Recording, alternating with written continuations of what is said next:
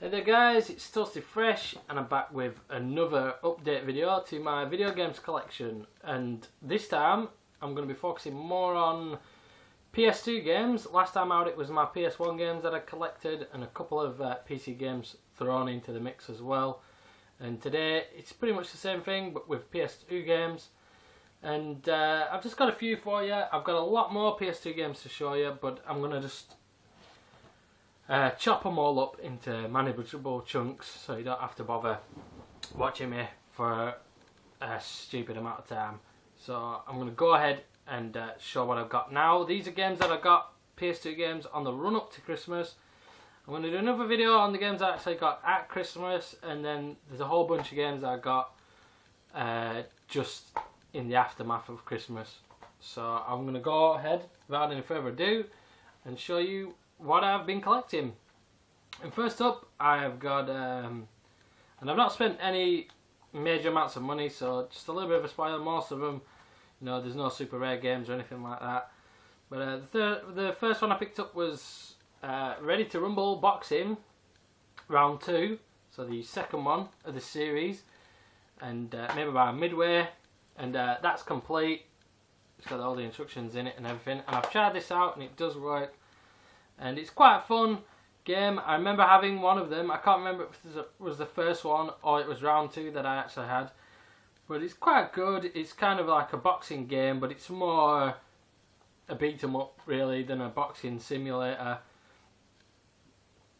You do kind of like there's an arcade mode, but I think there is kind of like a careerish kind of mode. And there's like other boxing sims, there's kind of like an training mini games to do, like punching the heavy bag and lifting weights and doing aerobic dancing and stuff like that.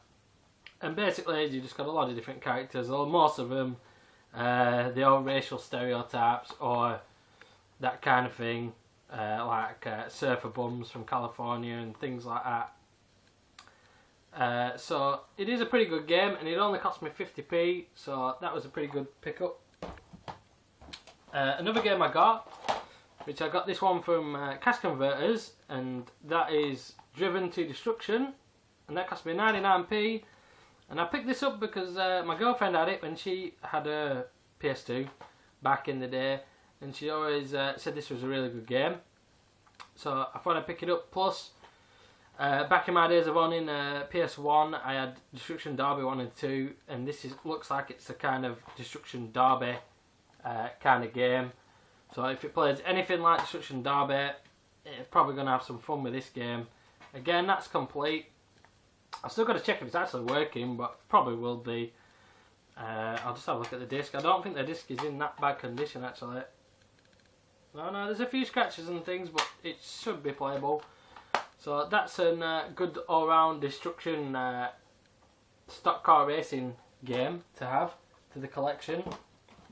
And another game I picked up is The Mark of Cree, which I've heard a lot of people talking about this as a bit of a gem of a game to get for the PS2. It is meant to be quite a good game.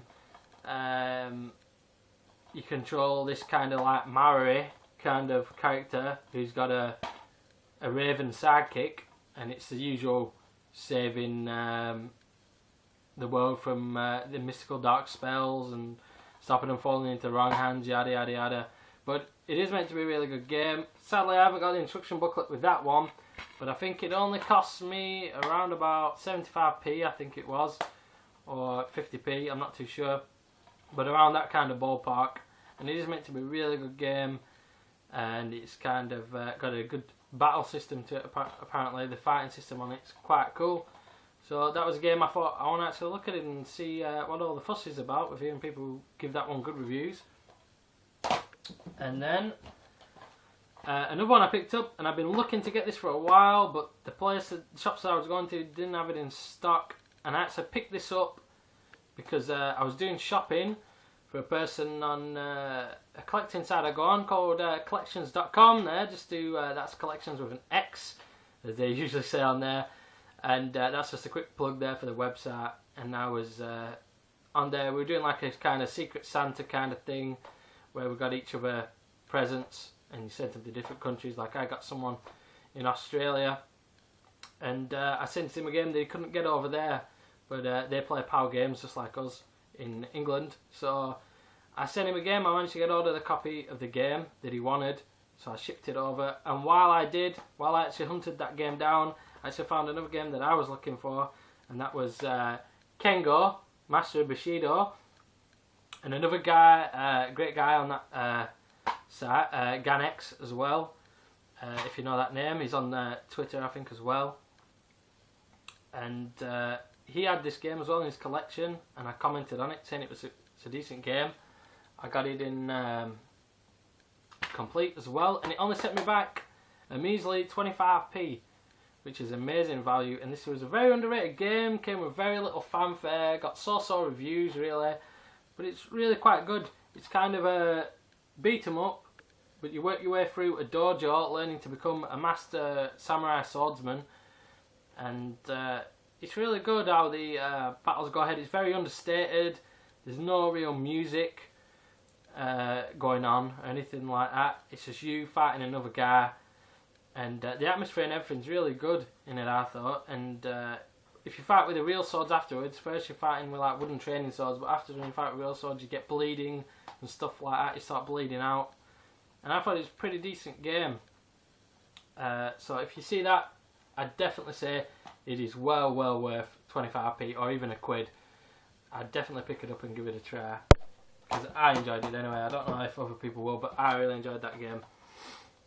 And I'll just show the two, before I show the game of the video, which is a thing that I've been doing recently, my favourite game out of the whole bunch. I'll just show the couple of PC games that I may have missed. I don't know if I put them on other videos, but I saw these two lurking in my games room, so I thought I'd show them. And the first one I picked up from a charity shop was Medieval Total War 2. And I like my kind of strategy games with PC. PC usually, no one does them better than PC games doing the real-time strategy. So I picked up that beauty because I thought it looks brilliant, like big huge real-time battles to watch. I think there's a little bit of strategy on a turn-based map as well, kind of like it looks like Civilization, and I like them kind of games as well, so it should really suit me to go and give that one a try and see what it's all about, because I've never actually played any of the Total War games.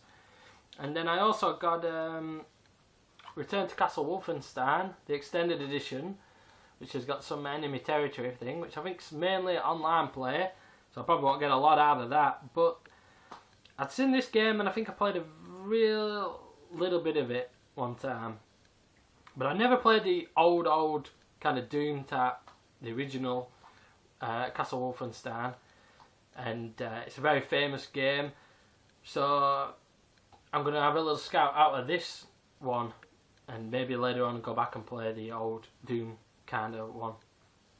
But they're just the two PC games that I picked up as well.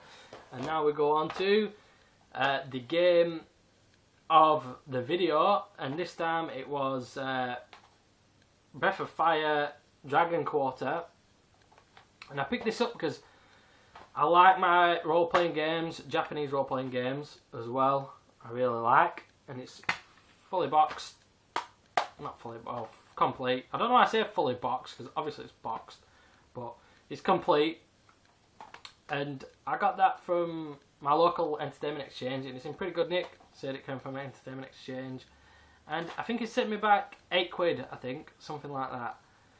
And I thought I'll just get it because I haven't seen that around too many times before. So, and I do have a little bit of experience with the Breath of Fire series, because I had Breath of Fire for the Game Boy Advance, which I think in the chronology it's the third one. It's Breath of Fire 3, but it doesn't say that, it just says Breath of Fire on the Game Boy Advance version. But that's the version that I played, and I quite enjoyed it. It was my first experience with that game, and it was quite good from what I remember of playing it. It was quite a while back, but this looks pretty good.